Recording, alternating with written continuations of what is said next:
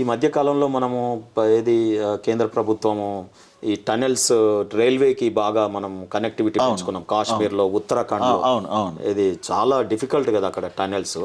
ఆ పర్వతాలలో మనం చేయగలిగినప్పుడు ఇక్కడ తెలంగాణ రీజన్లో ఈ ఇక్కడ tunnels problem లేదు, టనెల్స్ ఉండకూడదు. టెక్నాలజీతో వాటర్ తెస్తే తప్పేముంది, ఎందుకు చేయలేకపోతున్నాం అంటే అనేది. ఇప్పుడు ఎన్ఎస్పిది జరిగింది 1957, 58, 59, 60 ఆ ప్రాంతంలో అయింది ఆ టనల్. అదే ఆ ప్రాంతంలో అంటే 65 క్రితం. మరి ఇప్పుడు ఇంకా tunnel మిషనరీ దొరికాయి. టెక్నాలజీ పెరిగింది కదా, చాలా పెరిగింది. టనెల్స్ ఈజీ కదా.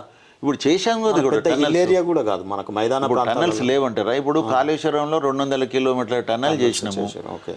తర్వాత దేవాదుల ప్రాజెక్ట్లో ఒకటి 57 కిలోమీటర్స్ కంటిన్యూగా టనల్ చేయగలిగినాము ఇప్పుడు. ఓకే ఆ? ఓకే మధ్యలో ప్రాబ్లం ఏదైనా వచ్చినా దాన్ని చేసి కంప్లీట్ చేయగలిగినాము. ఇప్పుడు మనకు టనల్స్ అనేది it is not at all A problem అండి.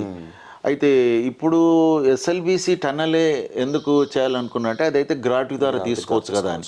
కానీ ఒక్కటే మనకు వైల్డ్ లైఫ్ శాంక్చురీ వలన అవును, అది పర్టికులర్ దానికి సమస్య వేరు. ఆ సమస్య ఉన్నది అది. కాబట్టి TBM తో చేయాల్సి వచ్చింది, టనల్ బోరింగ్ మెషిన్. Yes.